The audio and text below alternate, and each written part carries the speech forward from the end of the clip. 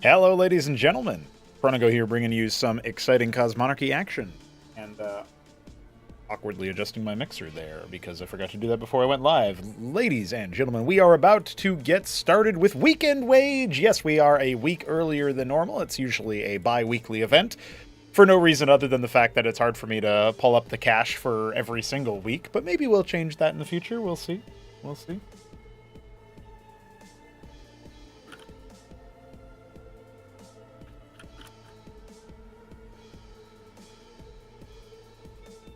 Just organizing some stuff behind the scenes. We're going to have our players do some gaming. And our first matchup has been drawn. The bracket is going to be linked in the chat here. Go ahead and drop that into the Twitch chat for you guys. This is going to be a fun one. I guess I should probably go to Twitch and make it a command real quick. And then, of course, I'm going to have to pop open my match overlay and get that prepped for us. But shan't be too long here. Weekendwage, of course, is, let's see, AdCom, bracket.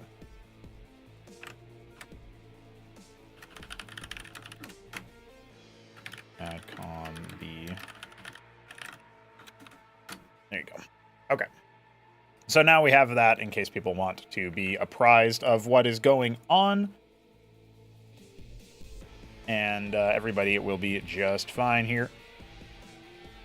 Our first matchup is going to be casting Zeke taking on Sausage. This is a ZVP that I'm very interested in, as Sausage has had some surprising results in the initial round here of the Tribunal stage, so I'm happy about that. His match against Top Ramen goes live tomorrow, so I hope you guys enjoy checking that one out. It's going to be an interesting one, that's for sure. Okay, and these are all best of ones until we get to the final 4 maps, and that is going to be, let's see here. Just have to do the match header change, say best of 1, and we are good to go. Thanks for bearing with us here on the start. It's going to be a fun time doing all of the matches that we need to do here. I'm looking forward to it, that's for sure.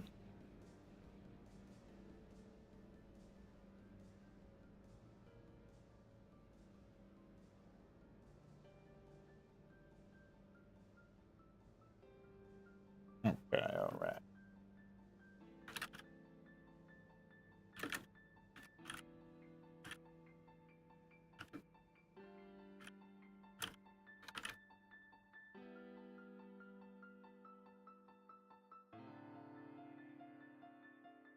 Giving everybody the update about the rules and such.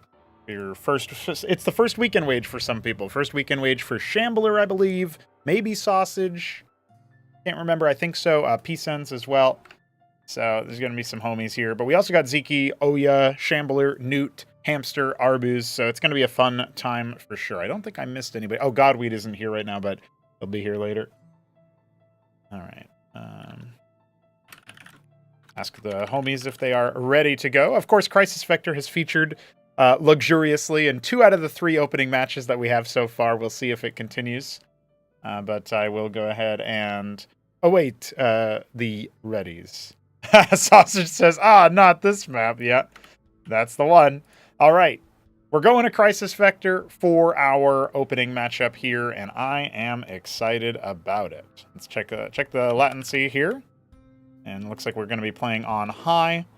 Okay, wonderful.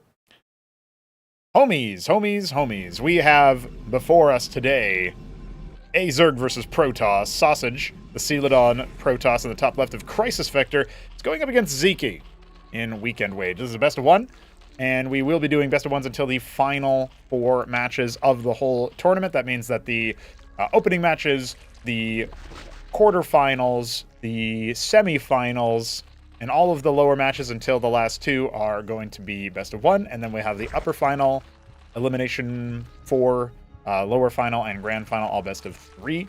Top 4 earns you some money. That's the way it goes.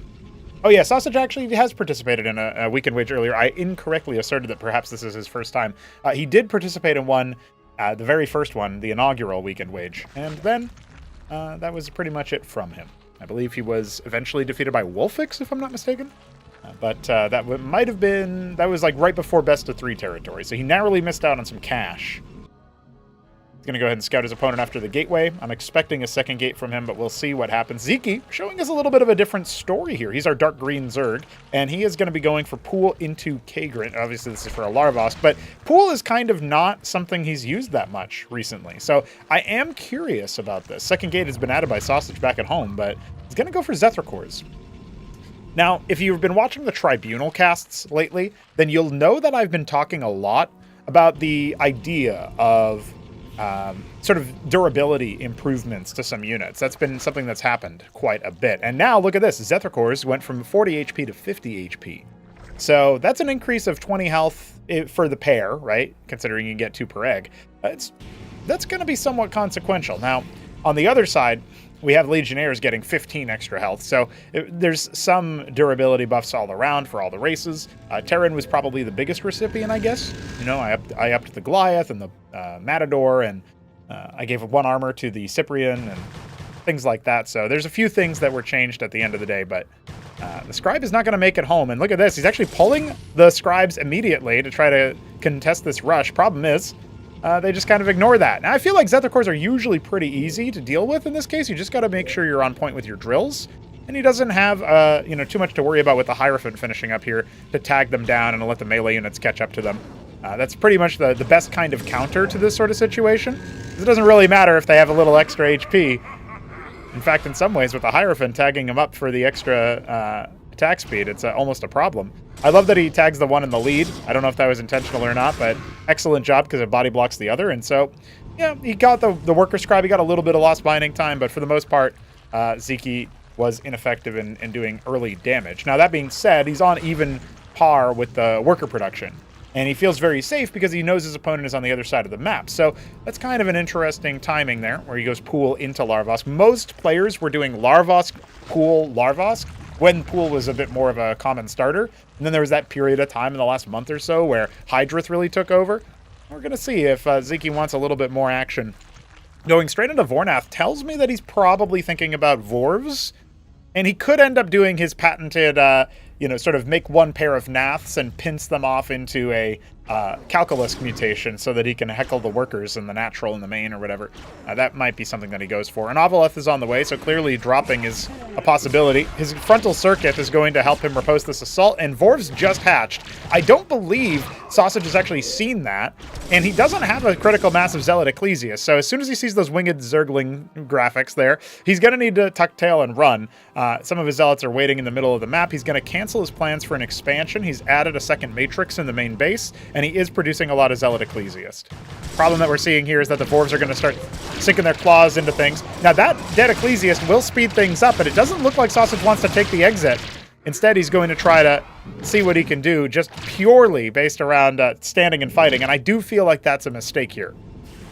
Maybe needing a little bit of time to warm up as Ziki's powering on a ton of units right now. The Avaleth is dispatched. It doesn't have any units in it.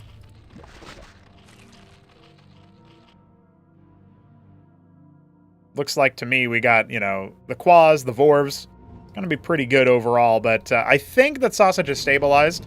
Now we get the expansion from Ziki, and then we also get the expansion from Sausage. So well done all around for everybody to be scaling into the sort of mid-game portion.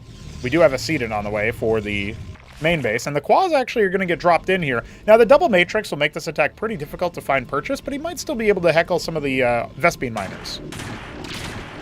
Indeed, he will be able to. Oh, narrowly missing out on an extra kill. A little bit of lost mining time. He's going to test the front gates. Great play from Sausage to keep most of his army over here. He's just going to bring basically 1 Zealot off there on a exploratory run and see what he can do. Yeah, a couple of Ecclesiasts come up as well. Really, at this point, Ziki should just suck those Quas back up into the Avaleth and leave. And I think that's a smart move. Warden in the front gates. I have not made changes to the Warden to increase its durability yet. I know I've talked about that a lot. I think I will.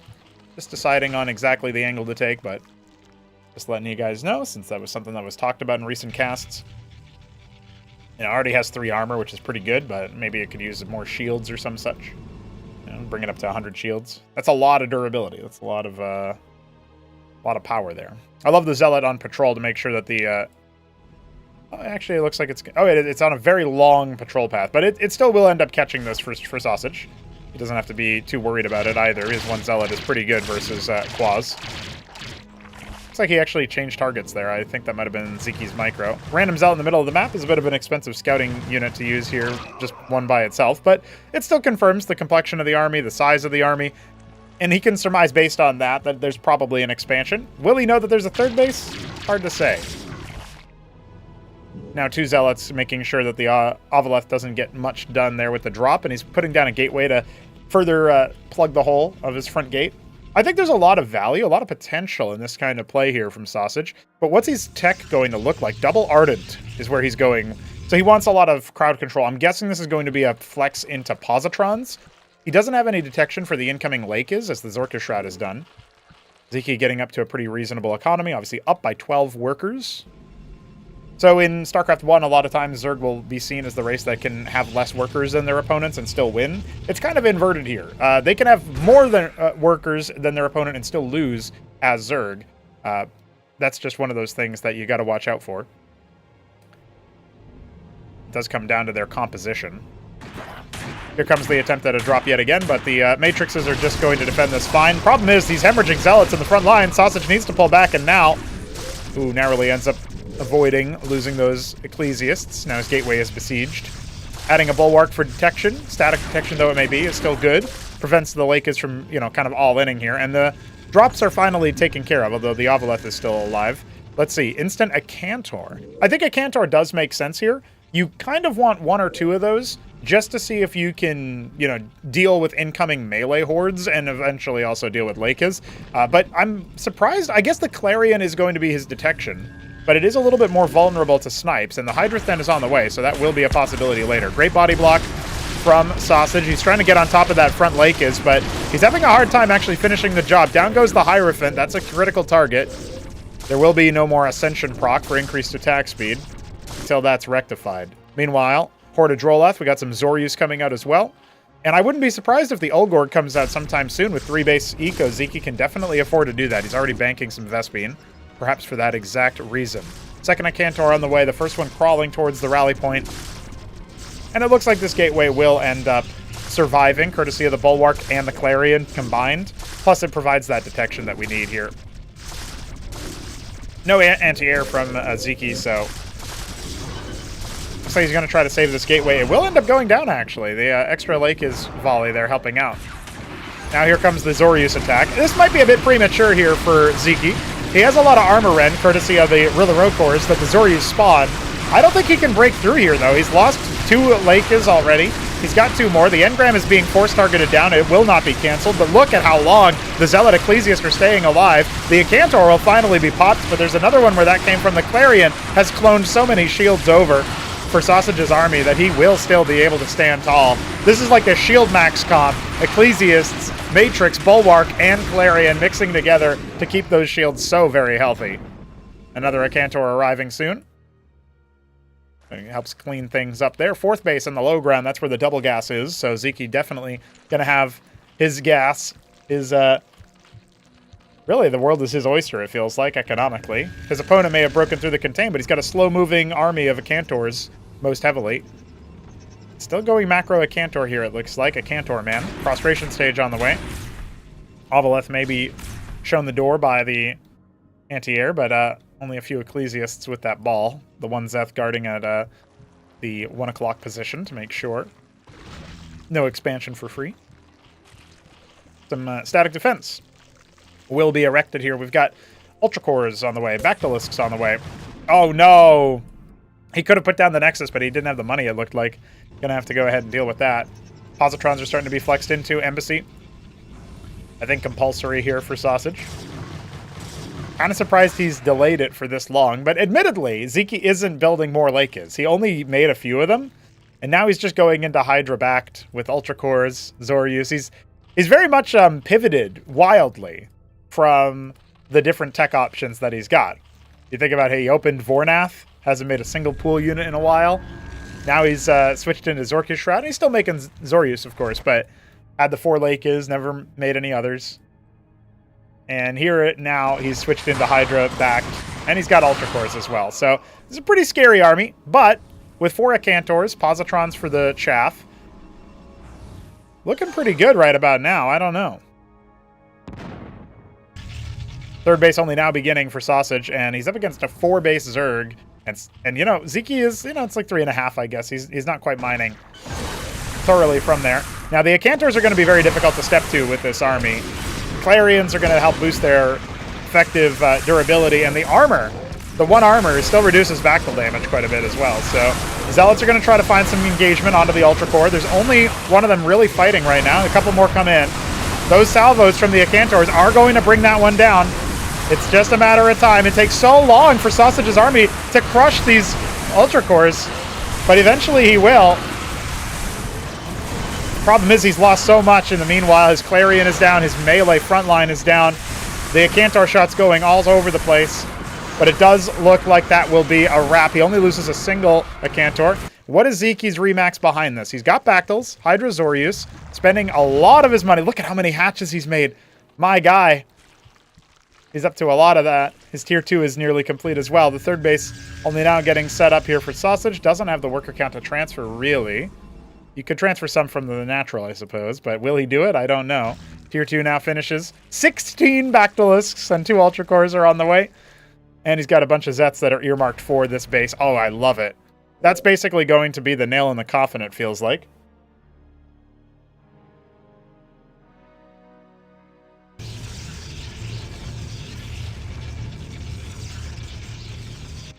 Zets are going to pour on in here.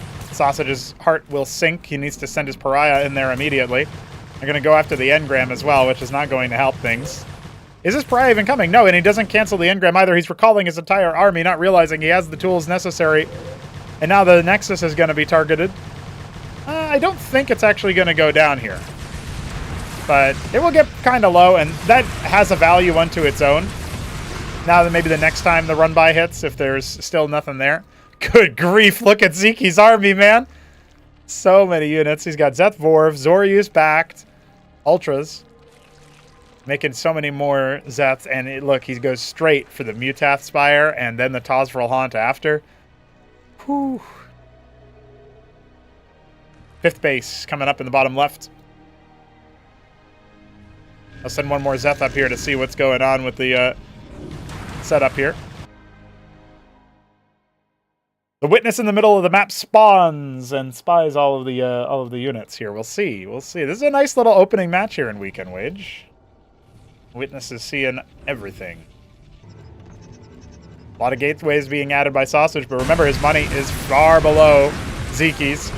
I think we might end up seeing Protathalors into Sovralets from Zeke if he really goes after it. He can get a nice little flank if he walks around this big blocker with his melee units, but he's just trying to connect onto the Acantors from the rally. The Bactylus count is untouched despite all of the melee splash that's been going down, and I think that's going to crush the last of the Acantors for Sausage. This one had almost 3k damage dealt. It did so much. He's got a couple of defenses up there at a 1 o'clock, but I don't think it's going to be nearly enough. The Ultra Cores are still at large. That's the big problem here. They can just sink their blades in, and GG has to be called. Goodbye, Sausage. Zeke moves on. All right. That's the kind of stuff we like to see.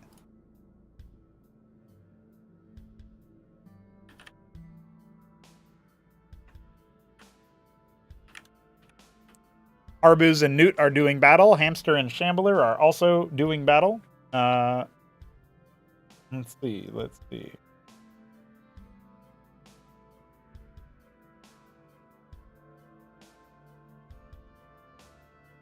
Okay.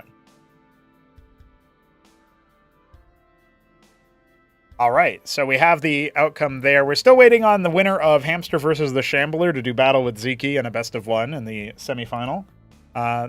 Looks like it will be in 5 minutes. If Godweed is not here to play Peace Ends, he will be facing Sausage in the lower bracket. And yeah, that's very interesting. Okay, all right, okay.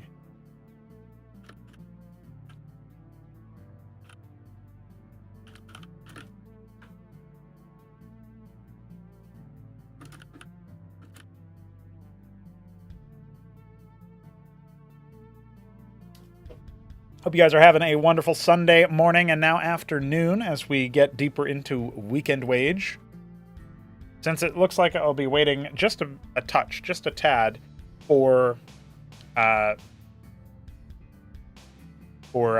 to turn up and for us to decide how the next matchup goes. I was thinking about maybe casting the Newt versus Arbuz game. Hamster v Shambler still ongoing. Winner of that will face Zeke.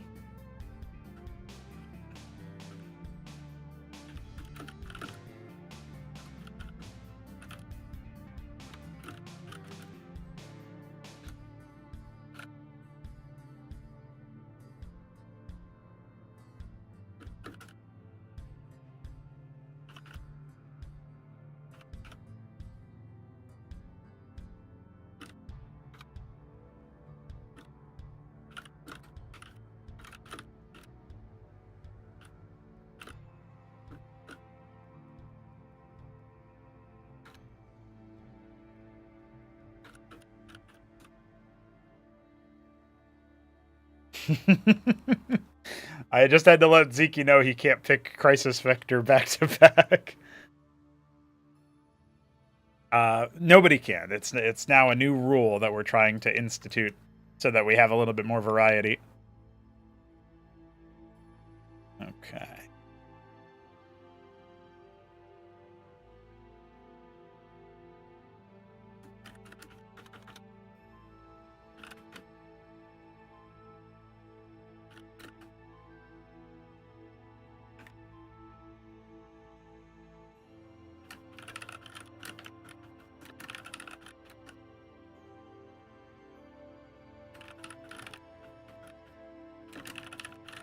And there we go, just sinking our teeth into another match here in just a moment here.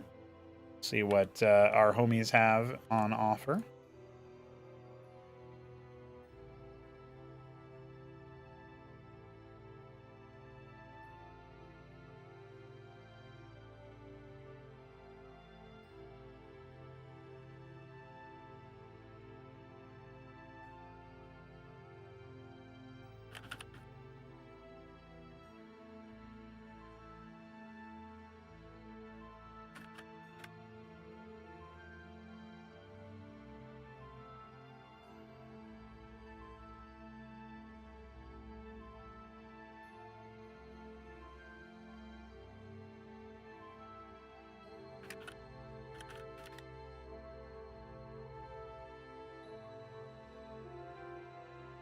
All right, we're just about ready to get into our next matchup here. It will be none other than Newt taking on none other than Arbuz Budesh. I look forward to watching Arbuz versus Shopkeeper Dog in a tribunal stage later on, but right about now, we got to watch him ZVT in a different context here. Newt, our yellow Terran in the mid-right of Knife's Edge, a port of Dominator. Arbuz Budesh in the upper left. You can call it the 10 o'clock position. He is our purple. Palatinate purple. Palatinate purple Zerg. Yeah, it looked a little dark for purple, but wasn't able to guess that one correctly.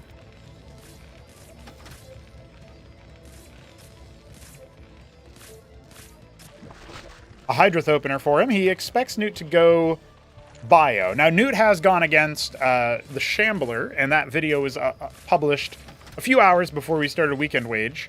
So Arbuz may have downloaded that, or maybe he just prefers Hydroth, right? That's another possibility. It is indeed another possibility here.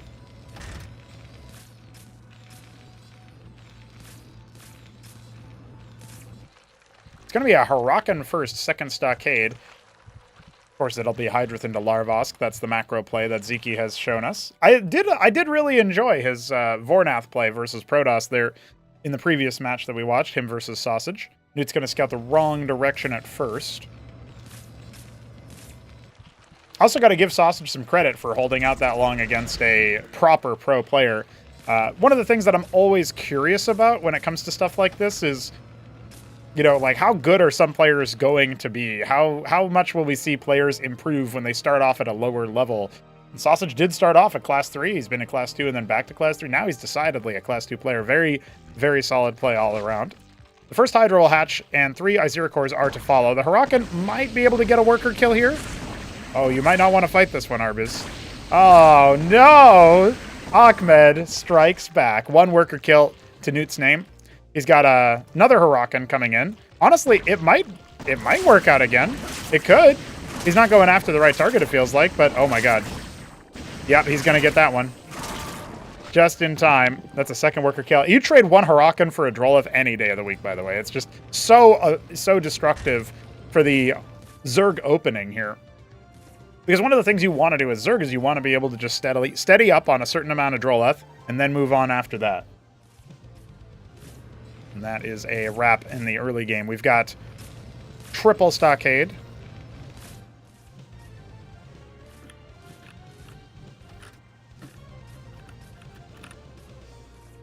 We've got the Maverick Huracans.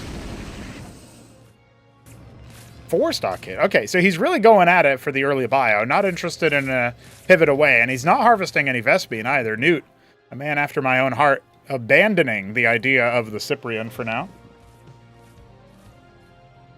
Here comes the attack from Arbus. He's got a decent number of Iziricors. The Huracans are still going to help out quite a bit, though. Look at that. The stim is good. Pops pretty much everything here. He needs to dial it back. He needs to cycle it back a little bit. Oh, he could end up losing quite a bit of value. He had some Mavericks for anti-drop, so that was one of the reasons why his defense was a little bit lackluster. But look at that. He's still able to pepper him down. It's just not quite enough here for Arbus to crack the code. And behind this, it's not like he was drawing up phenomenally. He did get a couple, right? He's not too far off of Newt's worker count, but yeah, he's got some Iziricors, that's for sure.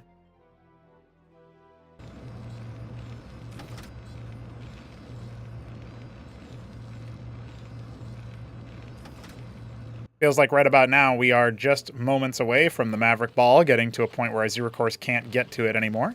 But I suppose if you get enough of them, it's a possibility.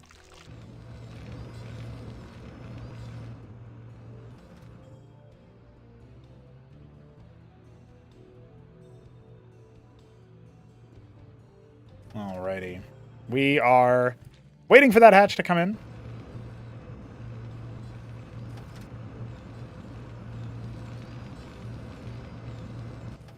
Waiting for the response from Arbus here. He's going to walk right into this attack. At the very least, Newt wasn't stimmed. He does force a stim out. That can be valuable with this many Mavs and not enough, no healing. No source of healing. Let's see. Iziricors are doing their best, splattering a lot of the Mavs in the process, but they, too, will be splatted.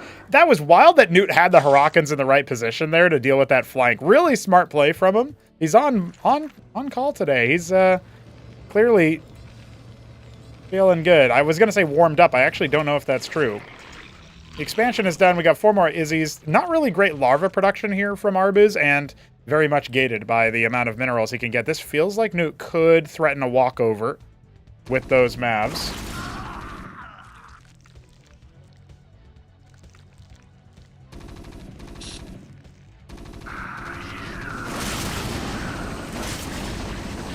I don't know. Getting on top of the eggs. He's actually killing some of those thanks to the armor end of the Huracan. Oh yeah, they're too clumped up, man. Well, a lot of these Mavericks are very low, but the splits come out from Newt, and I feel like it's just going to be a step too far. It doesn't look like Arbus is going to be able to hold back here. I don't know. He can start to pick off some of these Mavs. Remember, the expand is super late from Newt, but he has no mining at this natural here for the Zerg. Trying to do his best. He's got more Mavs rallying up, more Huracans as well.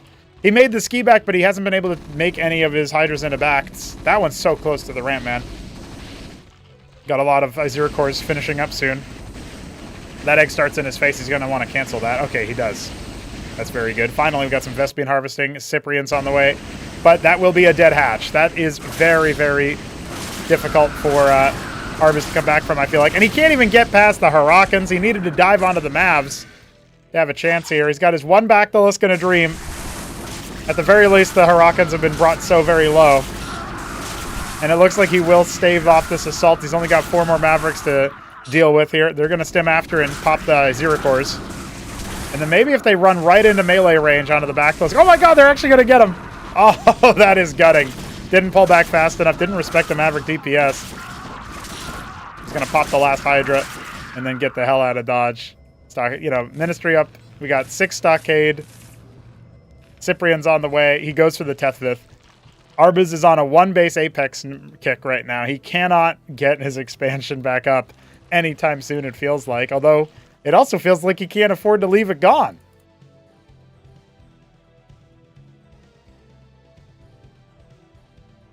Shambler and hit him up in the chat. Getting Mavericked indeed. Bit of a wonky early game when he lost 2 Droleth to Harakans in the start, and that seems to be Newt's specialty on this map.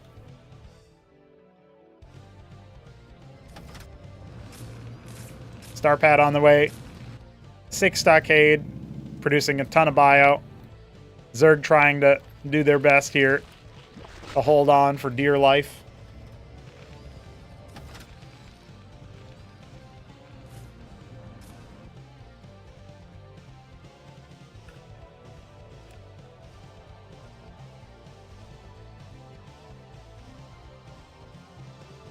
Feels like with the slow acquisition of Tetzoricors, there might still be a possibility for Arbiz to stabilize, but it would have to be a really long game. I can't imagine him... Well, he's got a flank. He might be able to do something with his flank. The Cyprians are off on their own world, though. Okay, the Tetzoricors are going to come in and try to clean that up. We got the Mavericks stimming up. Got the Harakans coming in as well. This is a great play from Arbiz to try to get back into the game. He only loses 1 Teth, it looks like. That was a really nice little crushing loss from Newt. Wasn't expecting the flank. He puts down triple anchor. He's got mass Cyprian coming. The Starpad hasn't been able to do a thing, but I foresee a drop in Arbiz's future. A little overextension there without scouting out what was going on.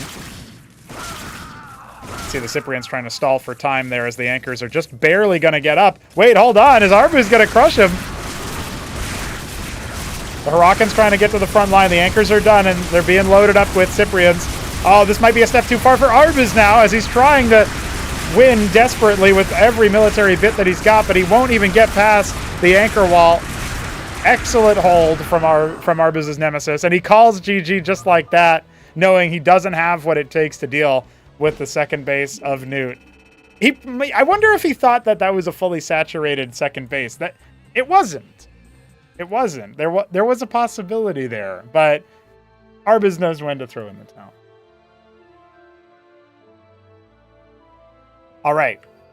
In the background, we've actually had, surprise, Godwheat managed to make it here somewhat early, so he will not forfeit his opening match. He goes up against Peasants. We know that Newt now is awaiting the winner of Oya versus the winner of Godwheat Peasants. And Zeke is awaiting the winner of Hamster the Shambler. Let's see, I don't have... Alrighty. I'll have to, I guess I have time to commentate that one. We'll commentate the Hamster Shambler match after the fact, I guess. Unfortunately, it's just last replay instead of something more descriptive. But,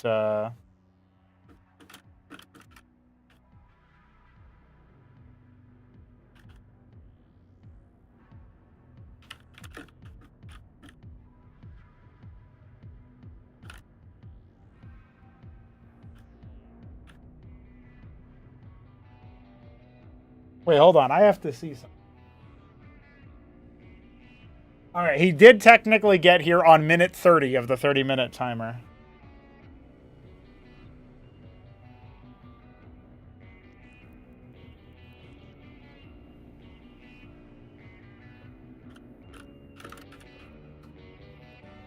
Nobody reported the outcome of the Hamster Shambler match, so I actually have no idea who's going where.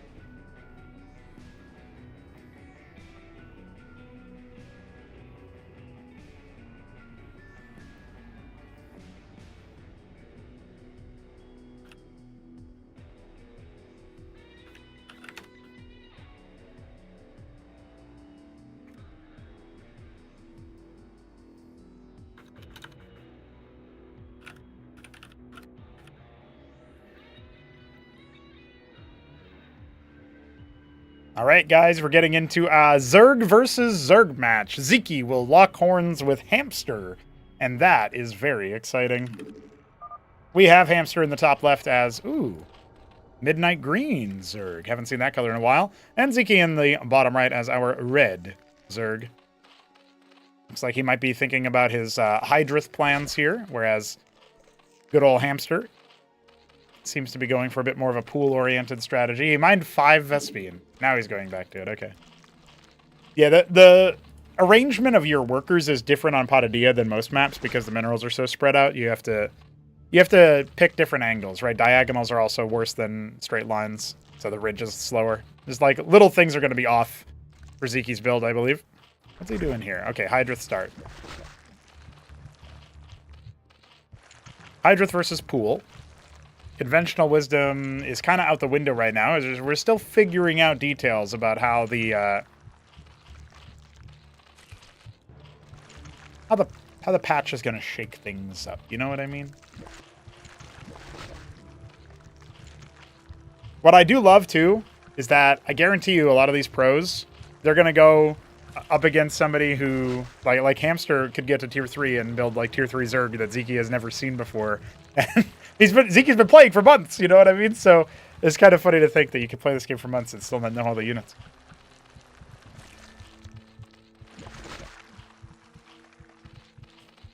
Endless content, god damn it. See what the Pool Larvosk wants to do into the Hydrith Larvosk. I'm personally quite curious. A pair of Zeths. Iziricors for Zeke. Yeah, Hamster's kind of low on the larva. In the larva department, he is a little bit low there, but he'll scout out and see what he wants to do here. His Larvosk is actually faster than Zeke's. It's slow to start making a lot of military units, but Zeke's fine to stay on 10 Droleth. Remember, he had to wait a little bit longer before he started making units because the Hydrith Den costs more resources, takes more time. So he has like 1 extra worker on Hamster, but Hamster's now drolling. Trying to dance around with the Iziricor into Zeth battle. Very, something that looks very thematically epic now that the Solstice model is in, you know?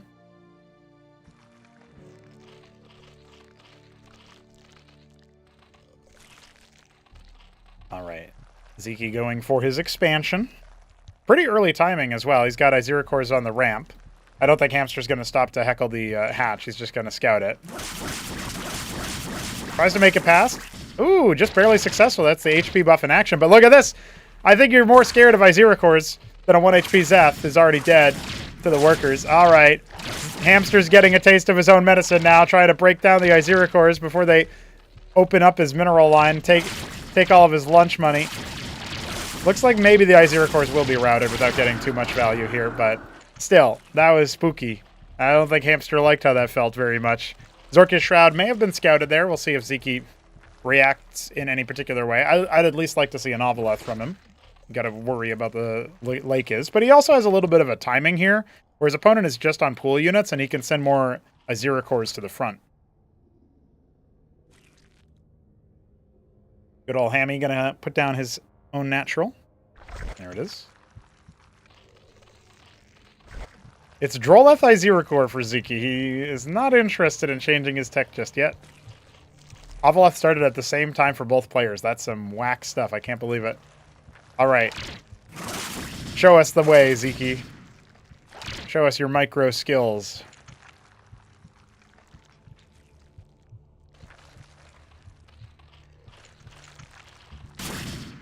Oh, body block on the Zets. Beautiful. Hamster cannot escape. I wonder what his Ovoleth is for then. I guess he's okay. He's gonna do a drop with the Quaz. Man, that is risky. That's very risky. Where are these Iziricors headed off to? Oh, okay, they're just on attack move, but taking the other path. Is he actually? No way, dude. He was moving to meet up with his own drop, and he spots Hamsters. That is wild. Hamster should be a little bit suspicious of that. Like, how did you see that? What's going on here? And I think he might want to concern himself with the move out. But he hasn't quite put the pieces together. These two Iziricors are going to fall away. I don't know. You count 3 Iziricors kind of flying around in the middle of nowhere. Surely it gives you some pause. A Spraith, a Shroud, and here's a drop inside Hamster's main base. His workers are going to have to get the hell out of Dodge. No casualties yet. The Lakers ends up causing a load up. Do we have any static defense? Yes, we do. We have circuits. Now, there's only the one Ovaleth, so Ziki is going to need to do something else here. He's going to wipe the workers at the natural. Beautiful. Kills a bunch of them, and it's just a bunch of pool units to defend. 6 Quas are inside the main base of Zeker. And the Larvosk will be the first target. Instantly, an Iziricor turns tail. How many is he going to pull off from the main assault that's prepared? It's a battle on multiple fronts as the Iziricor drop is still at large. Lake is burrowing inside the main base to defend. Looks like a couple of Quaz kills are going to come in onto those Drolats. But look, Hamster's also under duress here in the main base, and he's not pulling his workers away. He's lost so much. Lake is floundering. Maybe the same can be said for the Circuit as the Hamster's Lakers start to fall away, and it feels like the multitasking has just been a little bit too good for Ziki. He picks up all 3 Iziricors still, and he's killed all the Quas on the other side.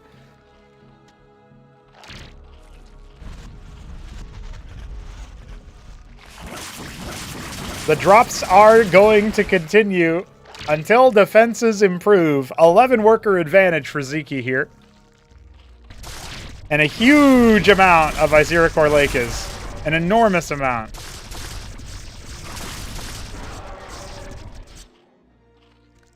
Second Ovaleth as well. I mean, Hamster must be feeling like he's pretty defeated. How's he going to hold this army back? What's he going to do? He'd have to have like a Khaz'trith and several Lakers with his own detection. It just doesn't seem likely, especially that he's turning it into a Circuit anyway. Doesn't have the money for it, man. Spent so much larva, so much money on getting his economy back up and running, only for it to be heckled again by this Ovaleth as the frontal attack is going to come in. This is going to be a crushing blow. And I think Hamster is going to have to think about how to fight through the lower bracket. All these StarCraft 1 pro players gentrifying my space. Oh, it's a brutal arc. The workers shut down inside. Looks like one Iziricor still remains inside the main base, shutting down mining, and Hamster has to call GG and concede. That was a statement victory by Ziki. Holy moly.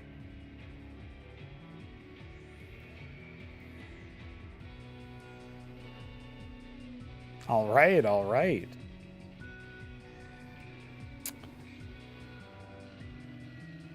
So it looks like we are still awaiting the outcome of Godwheat versus Pisens. That determines the entire rest of the bracket. But I do want to say big ups there to the Zeker. I suppose what we can do now, since we have a little bit of time, presumably anyway, before the next matchup. Well, I say that. I actually don't know if that's true. I don't have any easy way to, I think, track how long the game has been going on. They don't have game detection on for Pisens or Godwheat. Yeah, so we're gonna have to wait a sec. We're gonna have to wait until we see a little bit more action here. So with Hamster cast down to the lower bracket, I'll go ahead and repost the bracket in the chat here so everybody can see what's going on.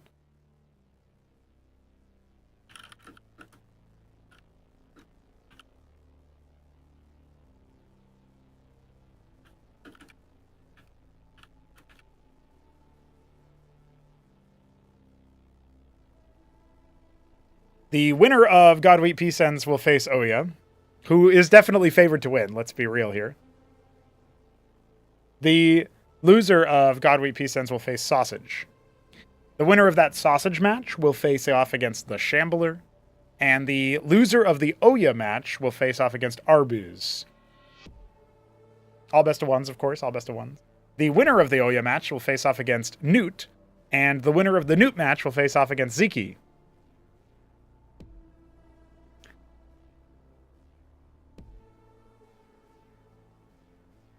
Sausage says easy, then not easy. I don't know. Shambler's playing Protoss. We haven't gotten to see his level of play yet. If only I had an OBS that was live right now.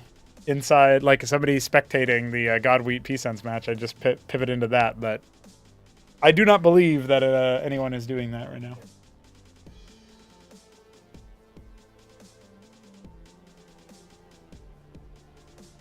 By the way, that means Ziki has confirmed a money spot already.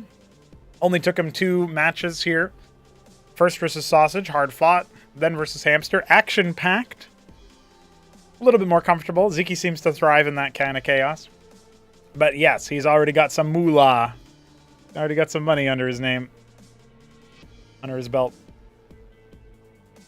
We don't know how much, but he's got at least $5. Even if he loses both best of 3s. That he's got a, minimum of 2 best of 3s left for him to play.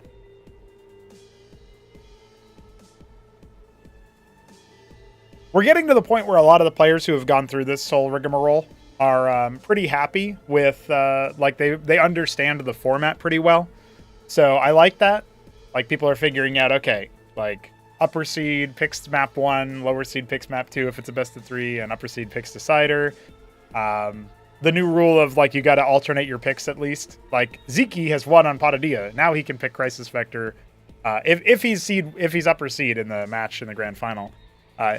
And if he's not, then obviously if Oya makes it through and he picks Crisis Vector, then Ziki doesn't have to worry about it.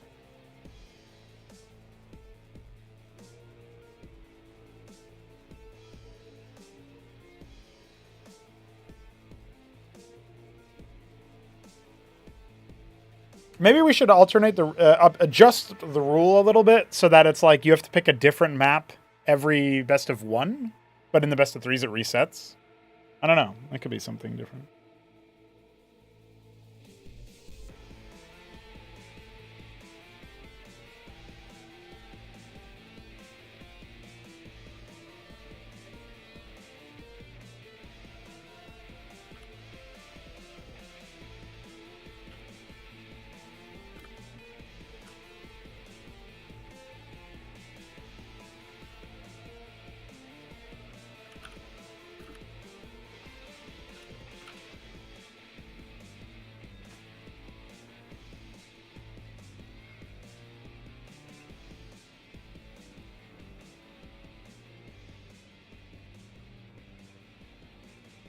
You can't pick... You have to pick Crisis Vector for a map in best of 1? I see. All right.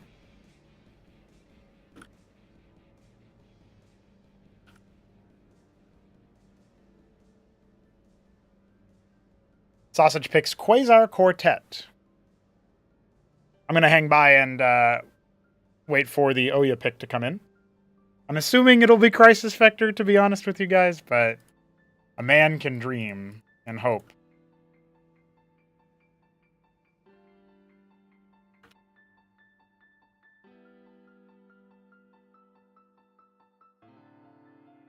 A man can pray. Oh shit, Hit 'em Up is looking for games. Dude, imagine if Hit 'em Up played in Weekendwage. What the fuck?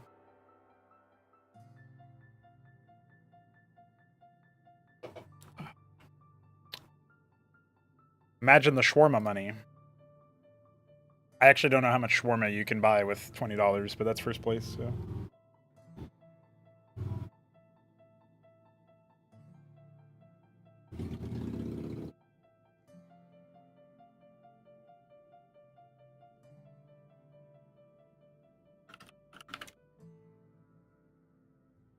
Okay, perfect.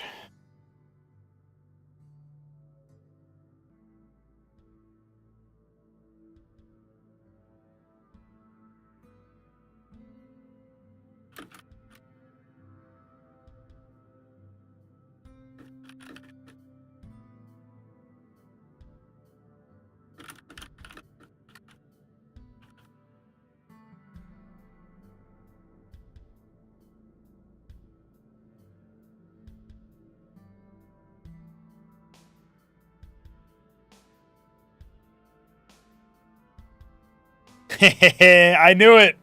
Oh, you select Crisis Vector.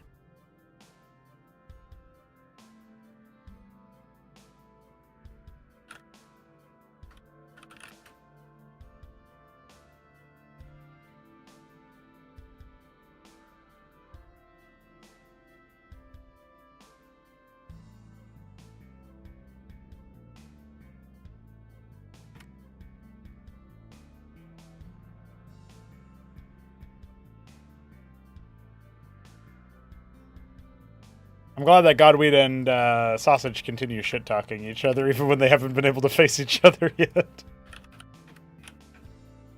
All right, we're getting into it.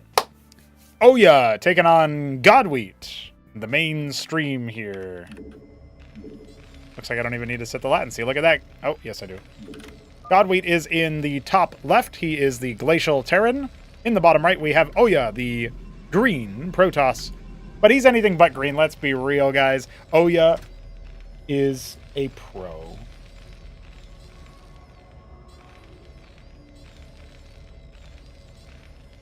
Eh?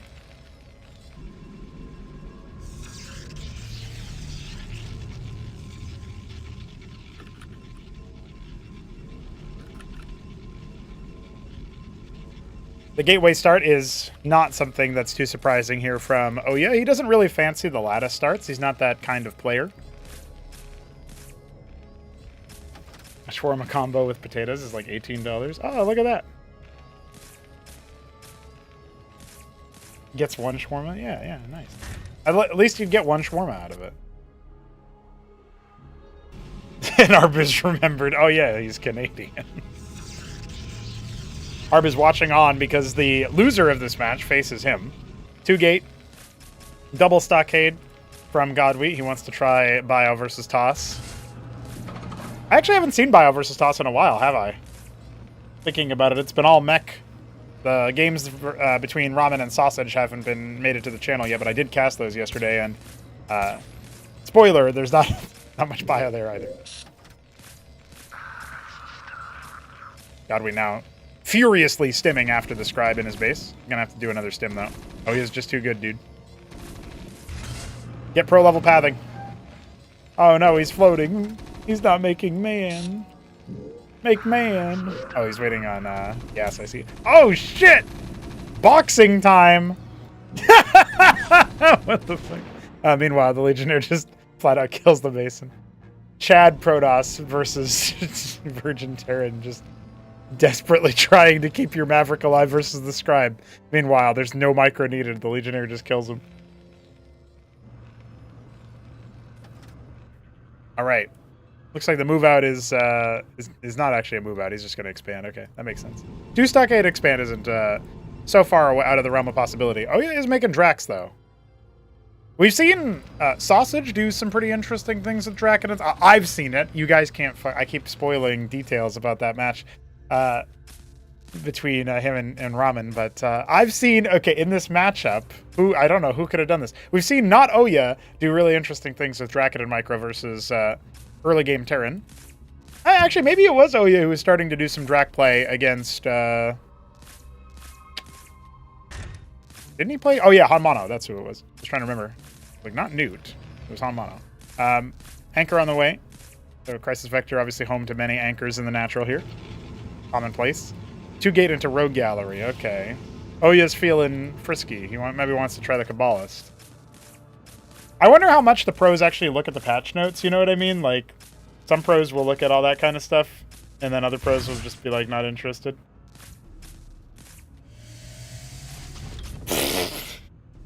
Kasuga just asked, who's Bing Bong?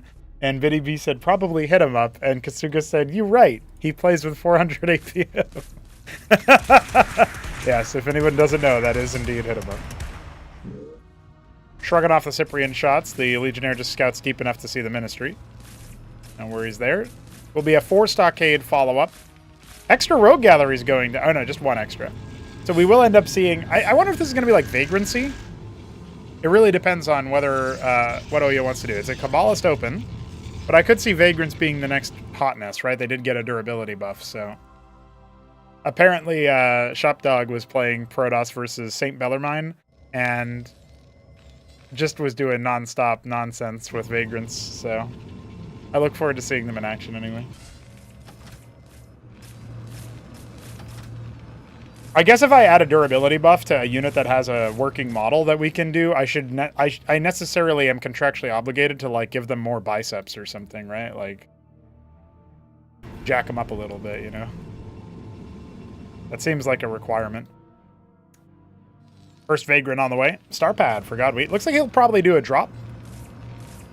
Last time we saw this on stream, it didn't end well. We'll see if that continues. He's kind of pincing off some bio. Yeah, he's got 8 bio units. 5 Hurakan, 3 Mav. That's interesting. Make the shots not sound so puny. I mean, their attack didn't change. The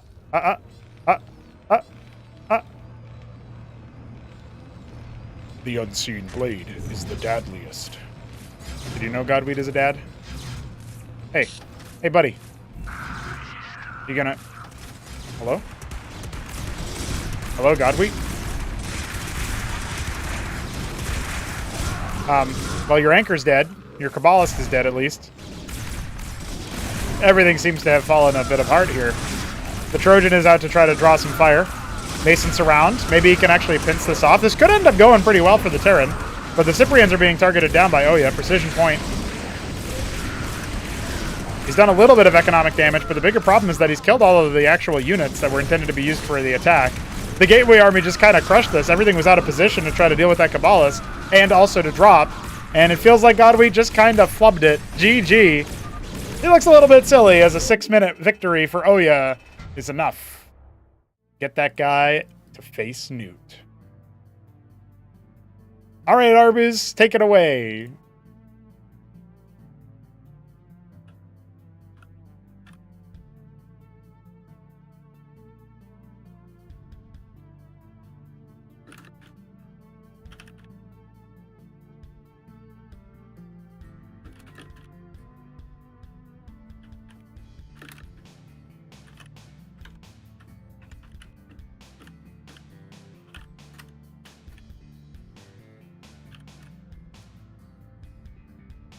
All right.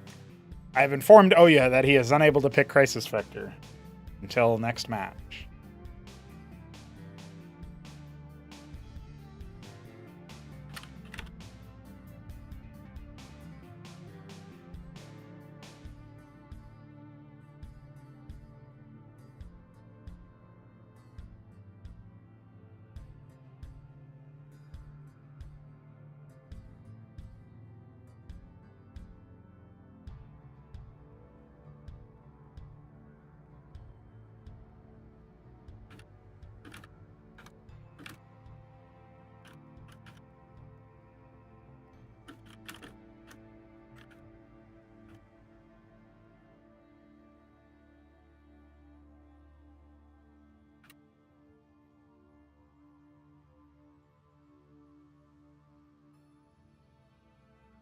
Thicker skull for taking more damage. Yeah, I like that idea, Arbus. Have his head be bigger.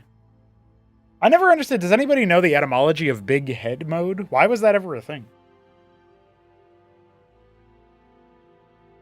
Is it like a...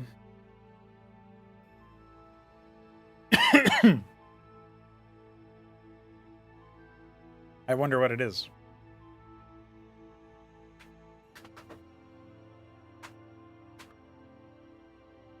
I wonder what the context of it is. Maybe it's like a cheat because it like makes it easier headshot or something. Maybe that's what it was. And then it just kind of caught on because it was eh.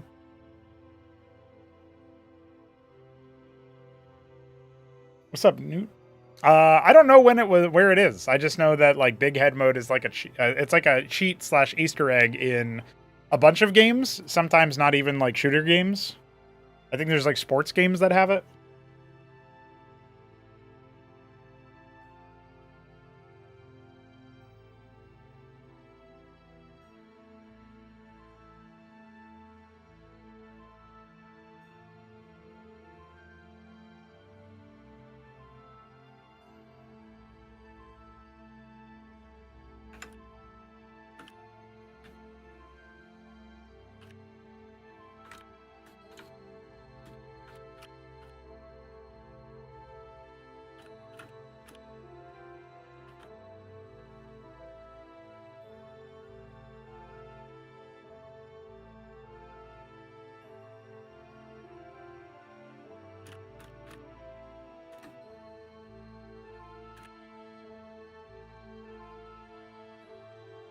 The loser of Oya versus Newt will face off against the winner of the Shambler versus Sausage. I actually don't know who to call there because Shambler's playing Protoss this time around. It's kind of funny. Sausage and Shambler are both Protosses, like in that mid-range Class 2 area, right? And then there's Oya, who is clearly our best player, best Protoss player, probably our best player at all. I don't think he's ever going to need to play PvP, though, because... Well, who is our second best Protoss player? I guess it would be either Ayud's off race or Neblime, or it could be Hit 'em Up. Hit 'em Up is probably technically our, but he's not active right now, so I'm not really counting that. But he could be the best Protoss for sure. Maybe Arbuz was in there. Like I would say, probably our third best, fourth best, something like that. I know Shop Dog's pretty good PvT. I don't know. It's interesting. We'll see.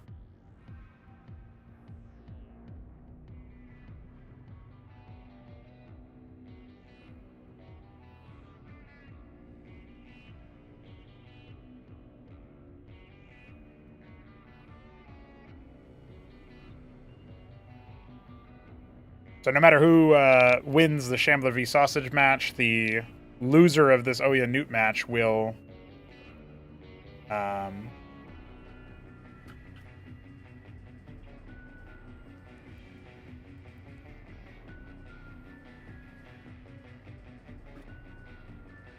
be the higher seed, so that's worth thinking about.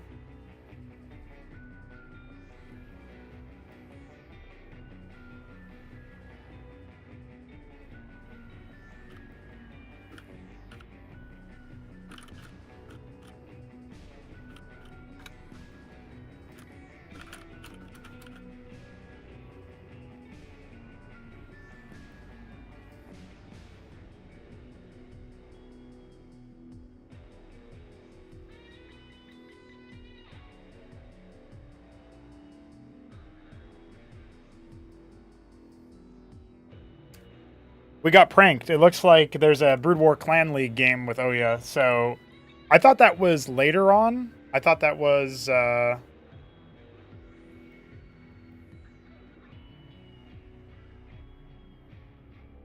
2100, but it was actually 1900. Okay.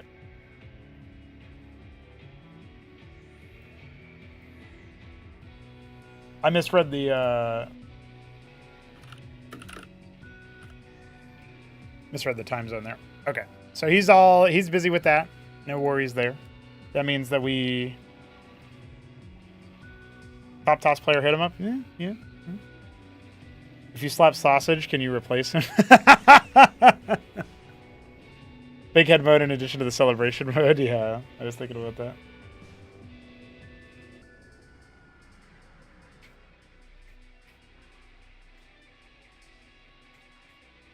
I guess it's good for Oya that he was able to beat Godweed so fast.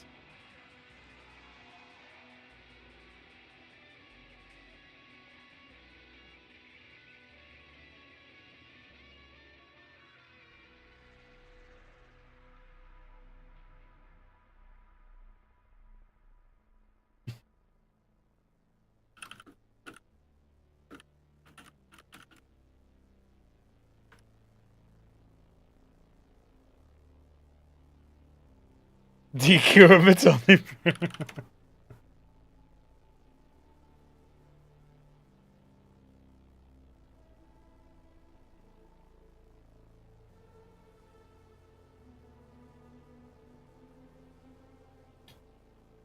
All right. We have a replay that we can cast here in the meanwhile, so I won't leave you guys in total limbo. Oops, that's a tribunal stage. That would be a funny thing to do. Just start casting tribunal games. Let's see here.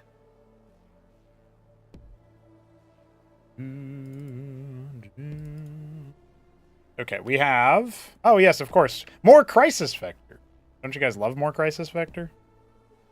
All right, so this time around we are going to be doing... this is going to be a PVZ, or I should say a ZVP, really. It's going to be Hamster versus the Shambler.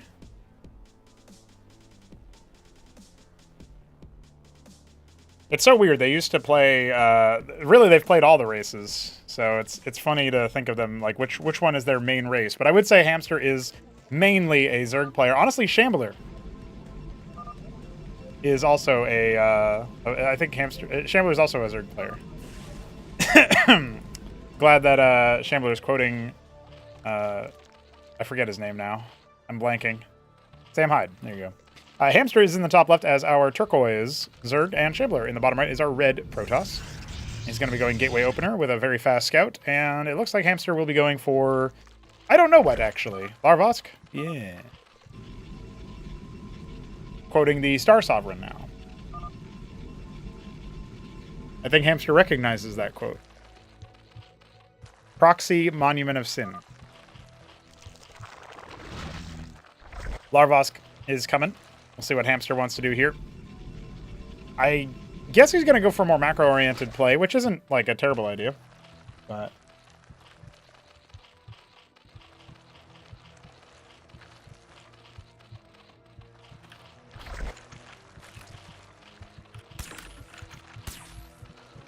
Pool on the way. That's going to be the next port of call. Fukov. Alexei Stukov and his brother, Boris Fukov.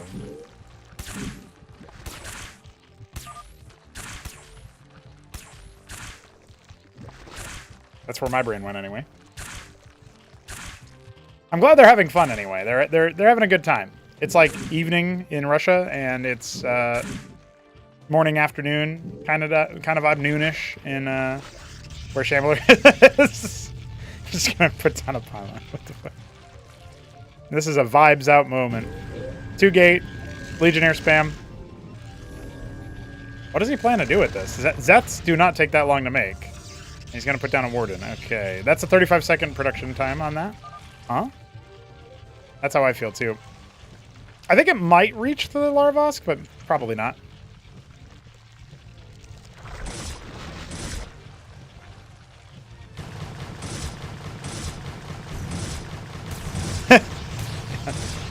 And it was at that moment he knew he fucked up. Oh, Shambler, what have you done? You've just not canceled either of those.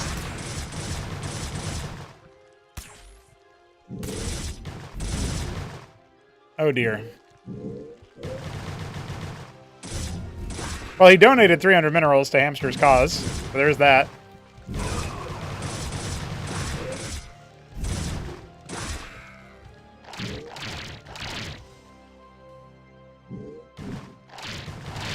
Shambler ever having a good time playing? Yes, I think right now. Maybe not. Maybe not after his high ground 2 Warden not canceled rush was held. But look, he's going 4 gate. He's not mining any gas. He's going to spam Legionnaires. Sometimes that can be fun. I had a great time this game. Yeah, see? And now he's waiting for the next opponent.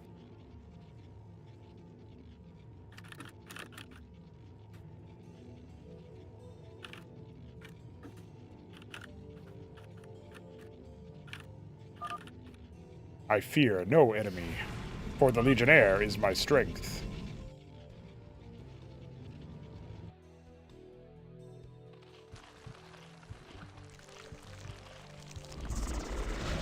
We got rid of the Rokors. We got Zeth Hydra for Hamster, and we got Legionnaire for Shambler. Is it any surprise? He actually is starting to get some Vespine, get a Hierophant out. I feel no leg. Since my forces are under attack. Wow. I always knew the Russians were really good at poetry. Remove toss.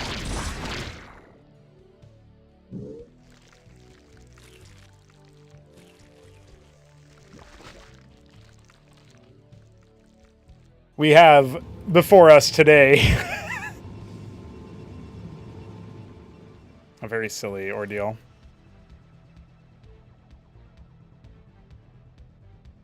Well, it's been a ping-pong back and forth with the Legionnaires. It does feel like there's enough units here for Hamster to just kind of run them over. But I suppose we'll find out in just a moment. Ladies and gentlemen, there's a lot of Legionnaires. Listen, I like a Legionnaire. But look at these Hydras. Look at these Quads. What are you meant to do there?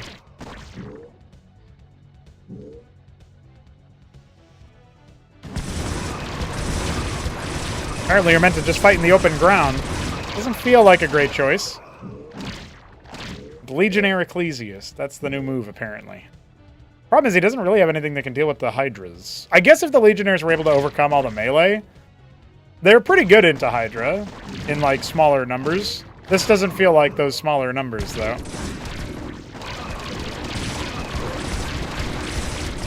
I think Hamster is going to go ahead and grind his way through. The Hierophant hasn't been able to increase attack speed either.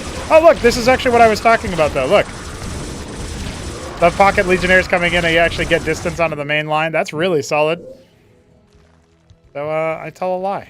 Hamster stabilizes, then Shambler stabilizes my troops.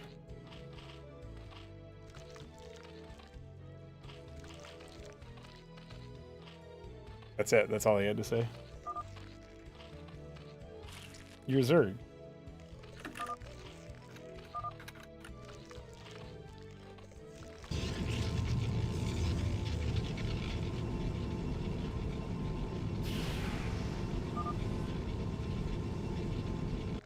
Not true, unsmiley face.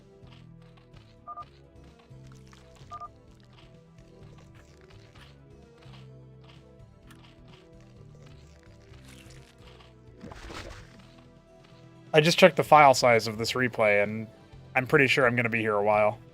Elsewhere, we have another match starting up.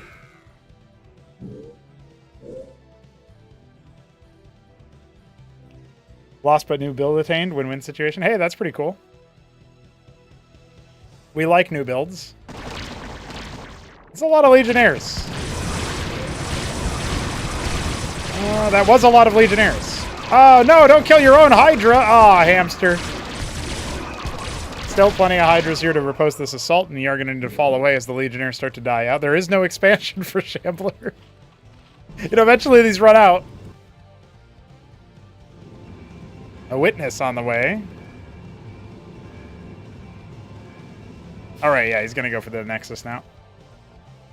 Man, I remember when Shambler was pulling, like, 40 artisans. They're still a little bit clunky, but they are better than that now.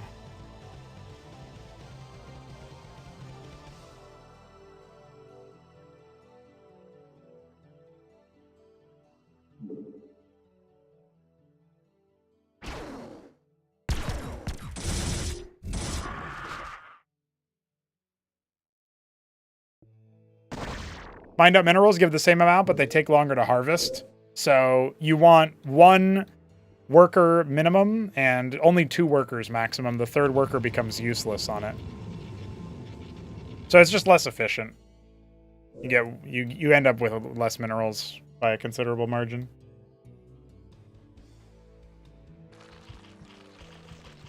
Which I think is a nice little way to still keep them having relevance, but you do prioritize fresh bases. Speaking of, we have a 3rd base on the way for our Zerg player, and the Shambler is gunning for more.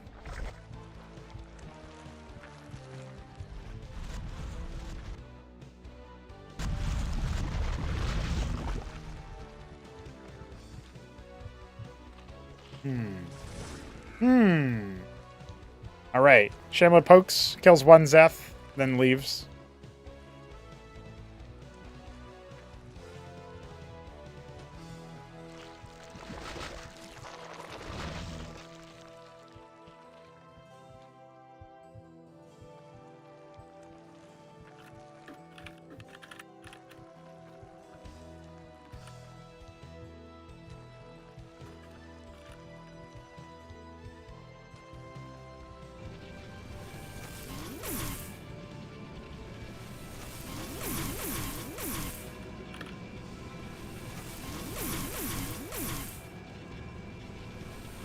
Couple artisans, lots of embassies. I guess I predicted the future.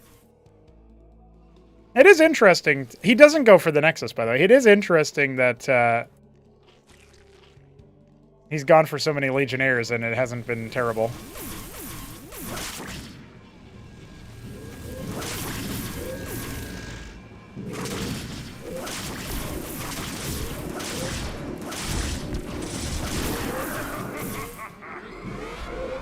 Popped.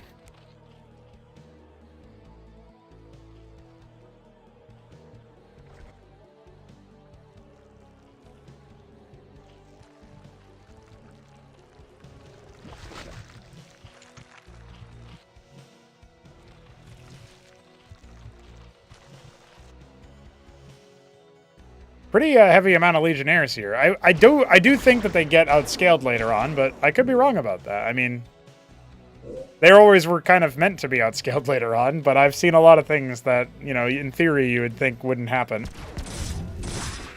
They're definitely more mobile than Zealots, so that helps. I'm going to try to see if they can't engage. Probably better at DPS, too, if you think about it. Zorius won't last for very long. And the armor doesn't exist for them to be rended, so they're probably more cost-efficient, actually. Look at that! Really pounding down this eastern flank, but here comes a big reinforcement flock from Hamster. And it looks like the Legionnaires are still somewhat in number. We really are Legion, aren't we?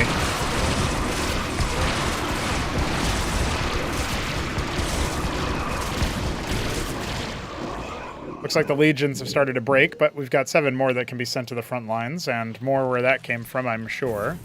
Added more gateways in the meanwhile. It's only minerals being harvested by the artisans, which makes a lot of sense. Avaleth doesn't have anything in it. No worries there. A bunch of idle artisans off to the bottom right.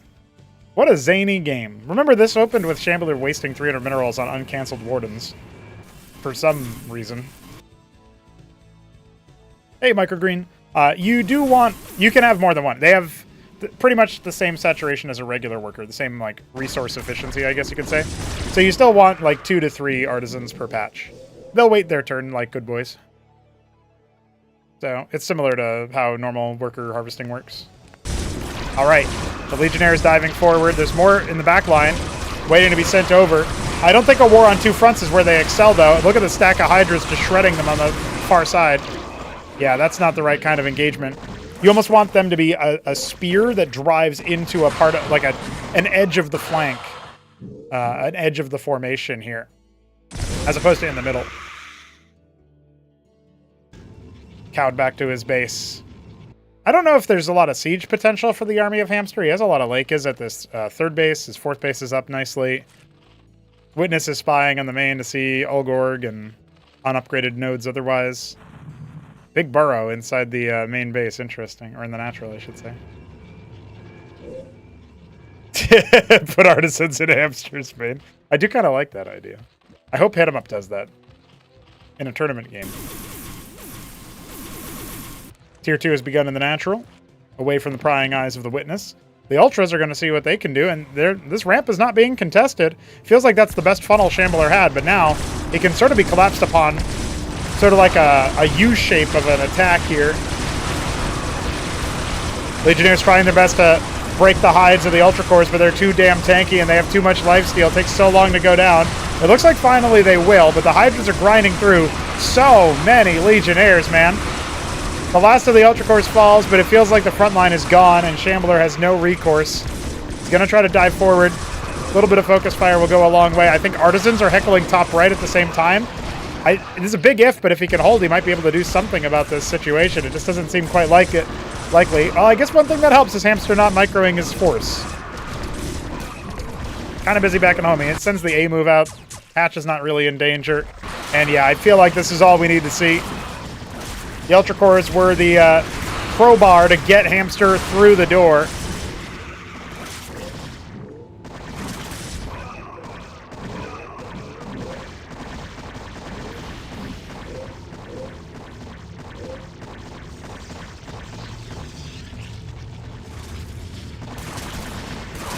Yeah, it's looking a little bit rough here. He's going to pull the boys. I guess most of his workers are flying, so he can get rid of all these ground workers. More than double the worker count, by the way, Hamster has. Very destitute. Izira Cores are here to deal with these artisans. They almost got the kill. Not really, but they almost did.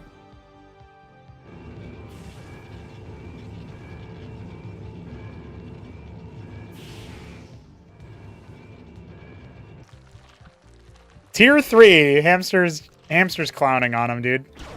I don't know that it'll be necessary, but at least he can say he started it. And they said Tier 3 was a myth.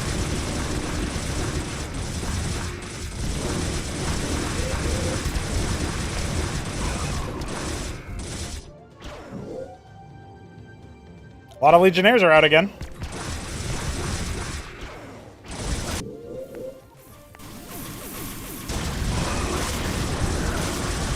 Man, it's a bit of a meat grinder there. Perforating all of the units that are A-moving in slow motion. I guess Hamster's having a little bit too much fun. Zero cores are out here, though. That's going to be a bit harder for the Legionnaires to deal with, by comparison. Zets have made it past somehow. Yeah, what is up with Hamster just not actually using most of his units?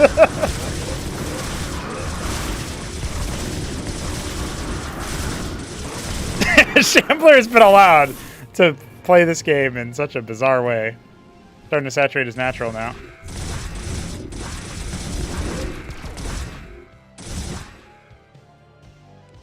Pure Zeth.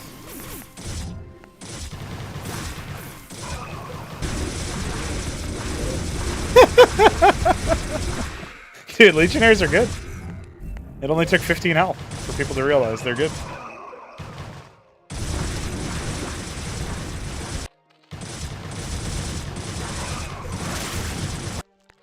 He wants to win with only Zeth, I guess. Look at his money, by the way. What the fuck is happening? Hamster, no!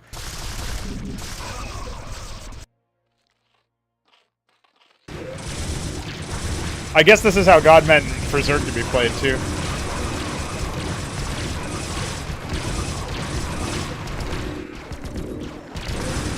He's making 13 Obstolets! He's just going to kill him with Zerg! That's what he went tier 3 for, guys.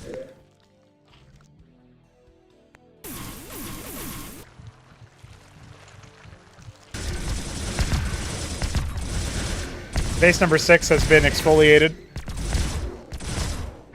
Acupuncture at its finest.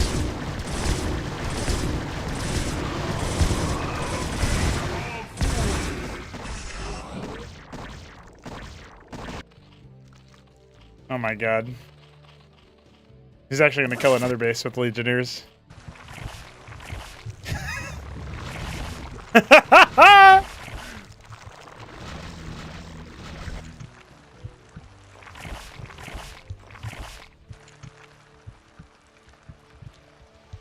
My god, man.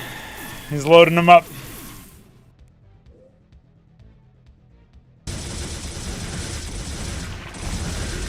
I mean, I guess, yeah, he can win by elimination, right? He just drops over here and kills everything. What does Shambler do when he sees this?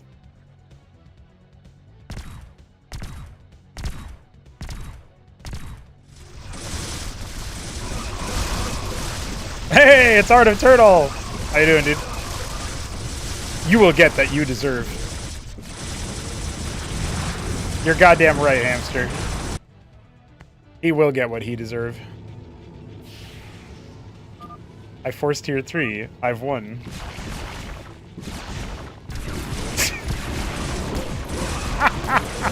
There's so many more!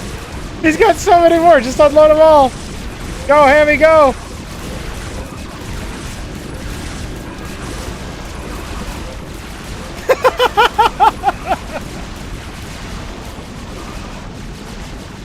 Yeah, that's about how I expected this game to go.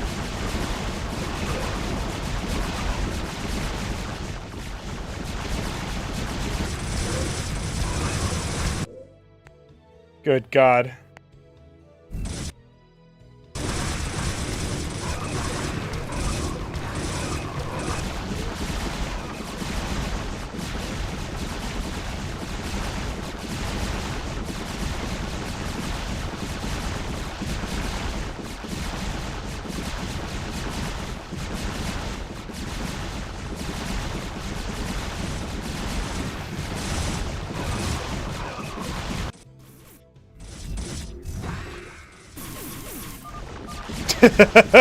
This is the kind of game Shambler says GG to, dude. This is the kind of game where Shambler will type GG. Alright. I did not expect that. Wow, what a match, honestly.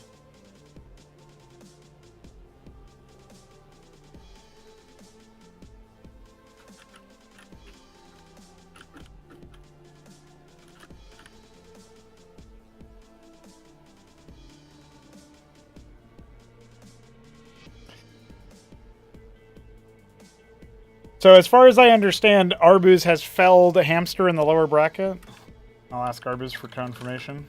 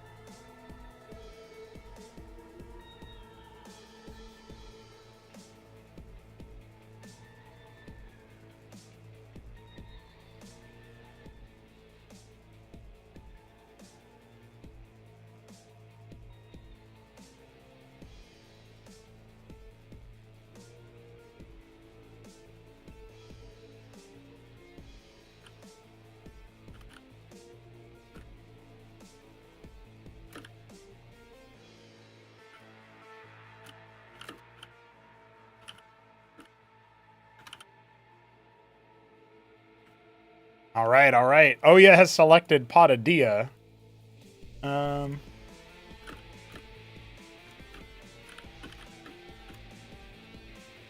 ahead and push that one up for you guys to enjoy.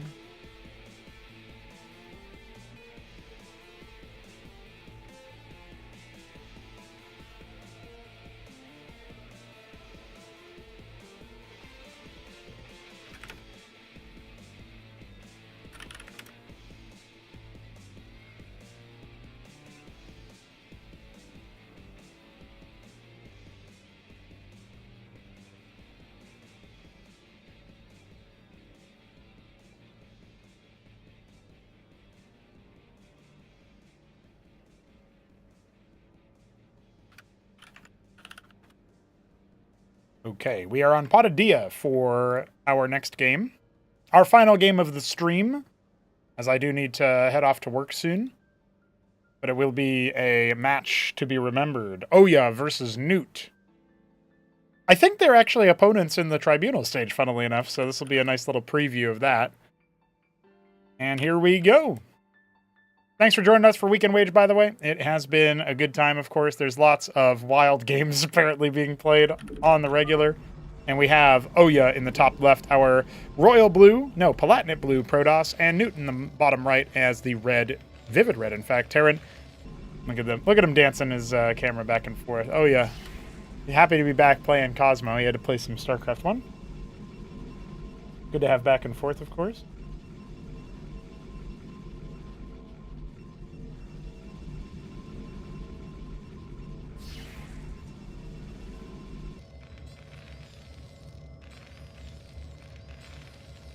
Vendor asks, explain what that unit that dropped the Sunkens was. Yep, it is the Othsteleth.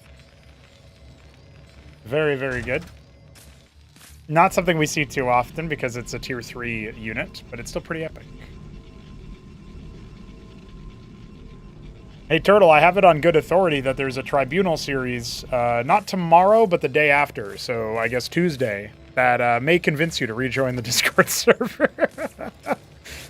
I don't know yet. I don't know yet if that's true, but we're gonna find out together. Hope you're doing well, my man. Gonna be that 2-gate into Fulcrum open from Newt. He'll go mech. Pickled.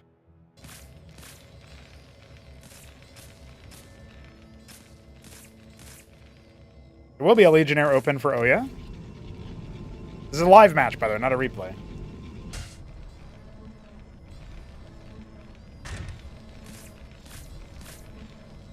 Oh, yeah, well, I think a lot of players have Shambler blocked, so you wouldn't be the first if that was your prerogative. All right, here comes the Legionnaire, tickling Newt's Mason before it can get a scout off. How dastardly. He doesn't even know it's 3-gate. You do kind of want to know how many gateways the Protoss is making. The Mason at least scouts no Nexus as of right now, so it's nothing super greedy.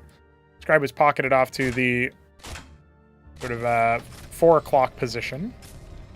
A place we don't see taken unless Han Mono is playing. Oh, Hanmana was signed up for this, but he was not able to. He was not able to do much gaming, unfortunately, today. He had to bow out. So I hope that he's doing well. Yeah, that's a pretty crushing work week right there, man. For a work month, I guess. So, yeah. At that point, prioritize what you want out of your free time for sure. No expansion from Newt. He's going to go for the star pad. I suppose he'll probably drop it. It could be an ant seal as well. Legionnaire into Vulture is pretty good if you're not getting stunned by a bunch of mines. Because when the Legionnaires teleport, they actually dodge incoming projectile attacks. Hit scan attacks like the Maverick or the Hydralisk are not applied. The Blackjack or Cyclops as well would count. Obviously, you can't dodge if you ain't teleporting, and you can't teleport if you're stunned. So we're going to see Newt try to do a little bit of skirmishing. Here comes the surround. See how often those shots end up going the way of our Protoss player. So far, it looks like it's good enough control from Newt. You can see him trying to avoid the teleportation. Really solid there. All of a sudden, oh, he's going to have to cycle back, dive back. It's a lot of vultures that he's got to contend with. It's a Trojan indeed. No Cyclops in sight. Looks like maybe an expansion here. No, this is an extra Fulcrum. So it looks like this early success is informing Newt, influencing him towards a more aggressive opener. No expansion for Oya just yet. He's making triple Drac, which I think is very important versus all these vultures. Now you pair the Legionnaire with the Hierophant, and suddenly they start to turn the tide quite a bit. Between the attack speed increase, the movement speed slow. Very, very nice. Vulture's already out on the map, so they're going to sync up with the Trojans, it looks like. Oh, this is a potential for a pretty big self-stun there. Only 2 Vultures getting tagged by it, but you're trading the Legionnaires in that respect. Just going to try to stand and fight with the attack speed increase, and he pops several Vultures in the process. Looks like the Hierophants will end up going down, but hard to deal with Dracodons in the same way, unless they're stunned or something.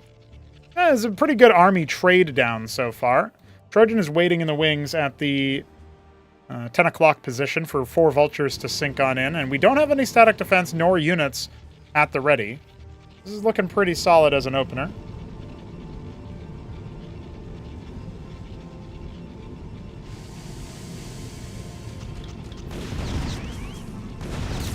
Instant salvoing down of 3 different workers. We'll see 4. Yeah, this is great harassment. Very Starcraft 1 coded right now. The Vulture into the Dragoon equivalent. Nice little scoop on the 2 survivors. And he can restock, actually. He's got 2 more right there. So, still very deadly. 2 Dracodons are going to be left over. The Scribes return to mining. The Nexus is up much faster than Newt. So, even though there's been, very successful early harassment, he is liable to catch back up in workers and overtake Newt before that expansion comes in. Scrapyard, we got a Wraith coming from Newt. We'll see what he wants to do with that. Most likely just kind of heckle bases or something at the Extremis. Ends up unloading 2 more Vultures. Doesn't he have more? No, he didn't load up those other 2. He's just here for more worker kills.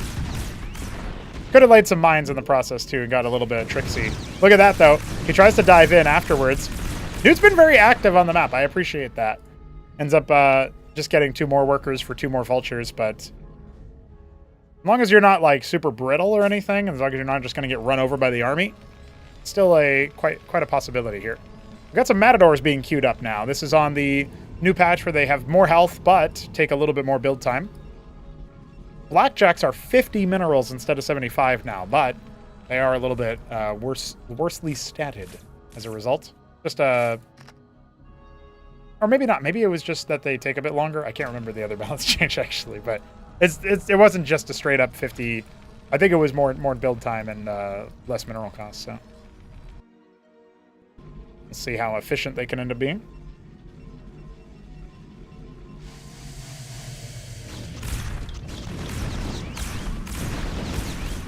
Three Vultures are still enough to one-shot these Scribes. Good little body block there, cheeky. And the rally will clean them up. That's still great worker harassment here. Newt is stretching ahead in worker count, stabilized on his second base as well.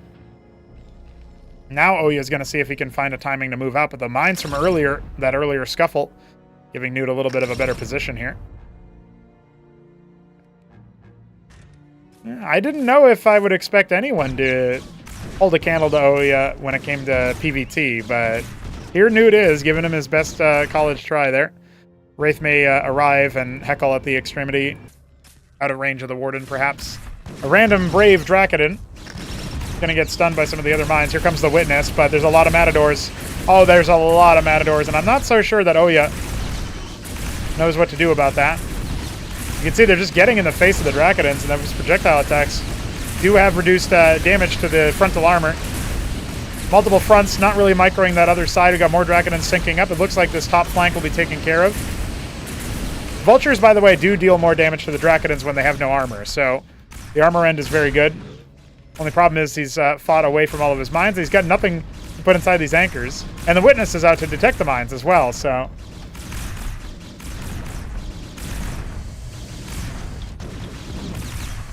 see what he can do.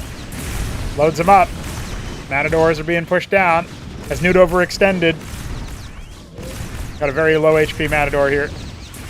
Gets a good couple of tags there. Mass repair.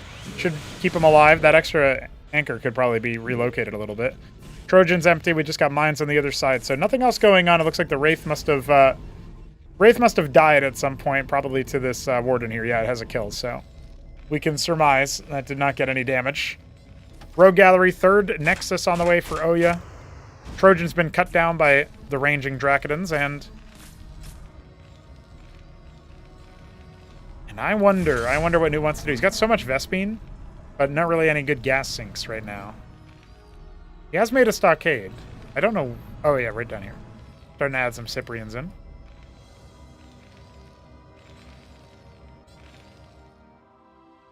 Yeah, I feel like Blackjacks would be pretty good here. I see Arbu saying that in the chat as well.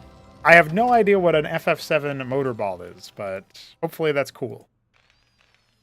I still think the Matador turret could use a little bit of work to make it look a little bit less cartoonish, but overall it's pretty, it's nice. Fine.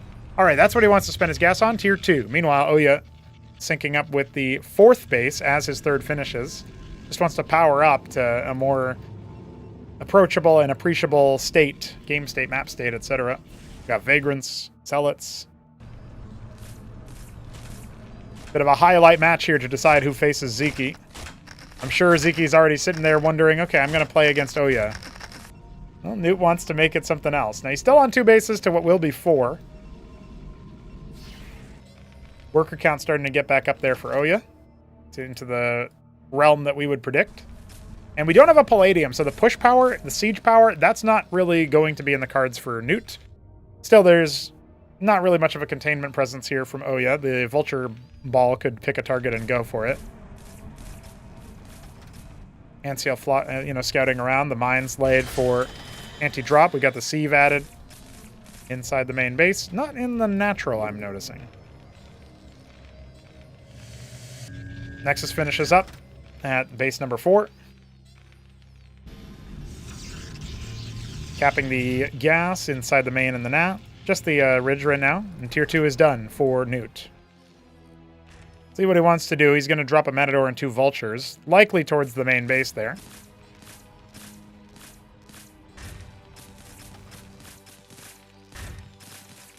Okay, it's going to be 2 Mantles, 2 Captaincies. Newt most likely wants like Striga Cataphract or something like that.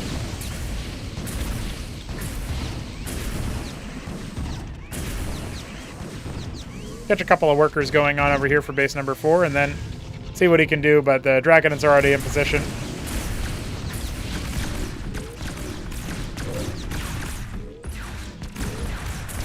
Yeah, I don't think he's going to get much over here. A little bit of lost mining time, that's about it.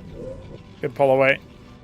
Warden set up in the mineral line of the 3rd base, and Oya's tech progression is coming into his own. 6-gate, Unitary Union, making the Unars. Love to see those. Been some time since the Unitary Union was added, but it does feel like Protosses are feeling like, they're appreciating the options.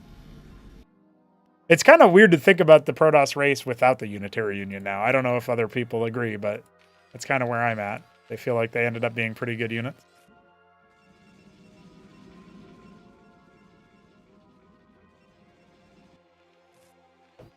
Apostle, Cataphracts, and the Tinkerer's Tower is complete to provide Siren Striga. a vestry on the way to maybe add some shamans to the mix, and a treasury for the third base, which does make a lot of sense if you can keep your workers good to go. 3 more vultures being dropped down. You'll see a couple of workers go down as a result of that. And he'll also scout the Unar tech as well. Oh, he even got 1 extra worker kill at the end there. Oh no! Ooh, Trojan just narrowly avoided death.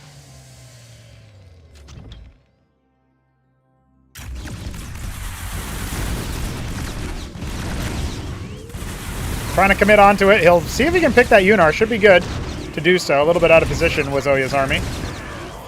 Cycles the rest of his force back up to the top right, and then will seek to converge upon his 5th base location at 9 o'clock. Pretty big ball of vultures. Not really a lot else. There's some matadors, an Anseal, a couple of apostles and Cyprians. Sirens are going to be added to this mix. Okay, interesting.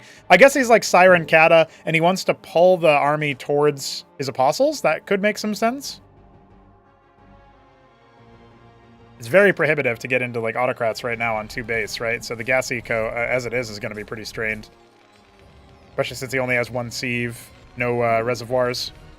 Treasury's going to go ahead and land. Maybe that'll give him a little bit of an injection as he gets some mines laid down around the 3rd base. But we got a big flank wrapping around here. It looks like there's some mines laid on in all sort of angles into his base. Synthetic Cyanide for Oya. That's what he wants to go ahead and do. And he's got a Crucible coming. Wipes the floor with these mines in the midsection. He's also going to come in and pressure from the north. Newt's got to pick a target and stick to it. This could be a very consequential battle for the fate of the game. Anseals are being sort of targeted. Rally point's going to be under duress, especially as the Sirens are pulling more melee units onto the Cataphracts, kind of spreading out their DPS. The Unars aren't being able to be too effective, but this big gateway flank from the north is having huge implications. It looks like the Apostles are going to be first targeted down as well. 1 Cataphract is resurrected. That little time travel working out nicely for Newt to try to stabilize this northern flank. And all the chaff is gone from the west side, so a very close fight. It looks like now the Dracodons will attempt to commit to maybe some economic damage, but as you can see, the mines plus the Sirens make it very difficult for them to extricate. All right. Big trade down of army there, and Newt doesn't really have the same level of production power as Oya. An Empress on the way. We've got 6 Dracodons per rotation, including 4 of those gateways being empowered by a Crucible. Synthetic Cyanide number 2 is on the way. Base number 5 has finished and is starting to get saturated, particularly on the Vespine. I'm noting that we have Sedans, no gas mining at the 3rd base. Double Sedan over here, so that's effectively 2 geysers. 4th base is now floating over towards the 7 o'clock position for Newt. But what's his tech transition point going to be from here, man?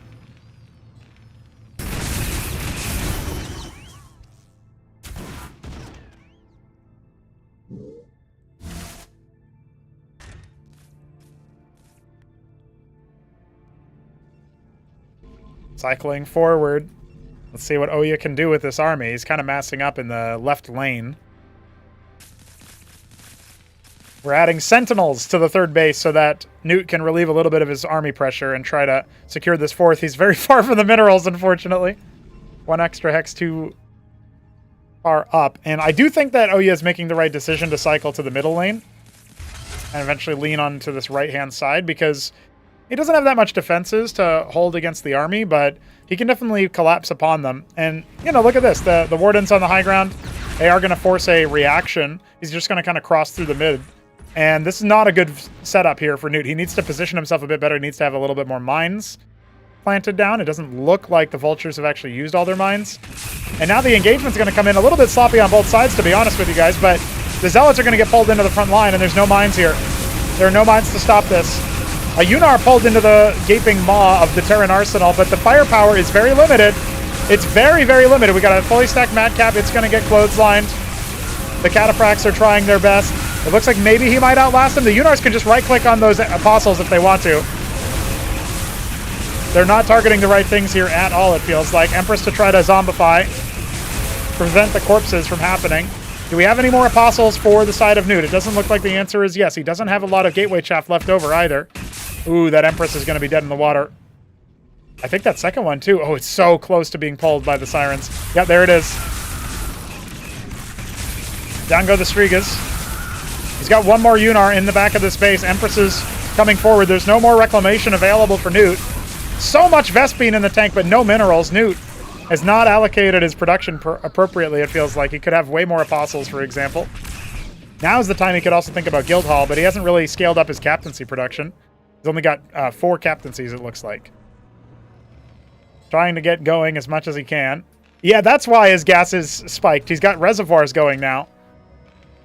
Did we ever get mining on this third base gas? Yes, we did. Fifth base also coming up online with worker counts looking good, and a sixth base on the way. Witness following this army around.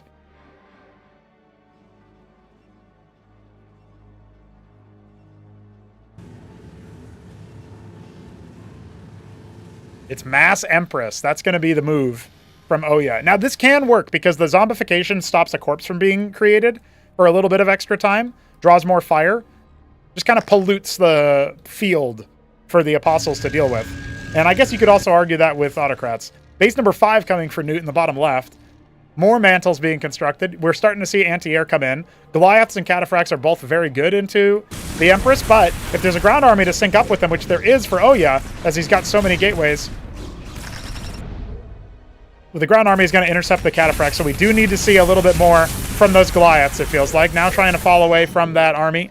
Army and the Sentinels is too much at once. He's going to maybe see about massing up. He really needs more gateway units, it feels like. And, of course, people in the chat talking about the lack of splash. Well, if the Empress stack can get big enough, he can do something about it, but this is what happens when Protoss don't build up Tectons. I'm sure Shopdog will have some thoughts about this match. Big stack of Terran defenders. A huge minefield in the middle of the map. But flanking around to stop the fourth base. The Witnesses spying on where things are going. Base number 5 is being set up, and there's a huge amount of Masons over here trying to transfer over to that base. But look, the Protoss is already here. Forcing a lift on that. They're going to spot the Ministries. Vulture's now pivoting over here. It feels like it's actually okay here for Newt to do that. Oh, look at that. He actually forces a decloak because of the Siren pull. That's really funny. Apostle resurrects the Witness, of all things.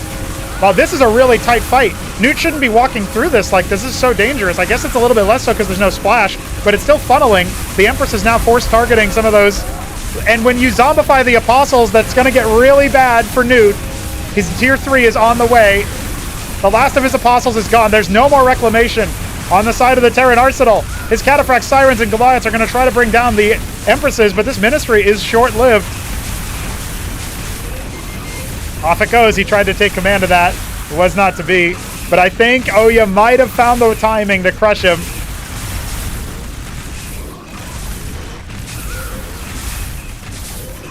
That fight in the middle there was very, very easy for Oya to pick the right targets. Everything was on the same screen. Everything was easy enough. And look, he's got 6 more Empresses diving forward. I thought the Empress zombification would play a bigger role in this, but apparently not, man.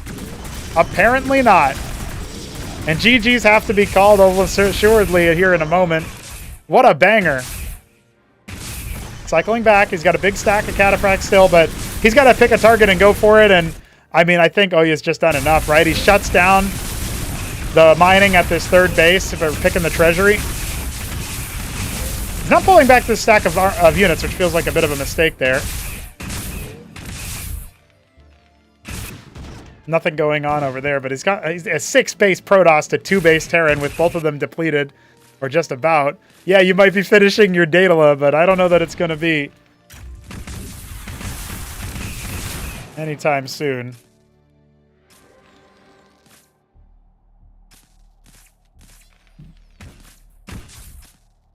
He's got a big stack of firepower still, but it just doesn't feel like it's going to be enough. Not versus everything that Oya has. Look at his Remax. He's left a scribe down here. He's building a Nexus in bottom left, a pylon at the 7 o'clock. Cycling forward.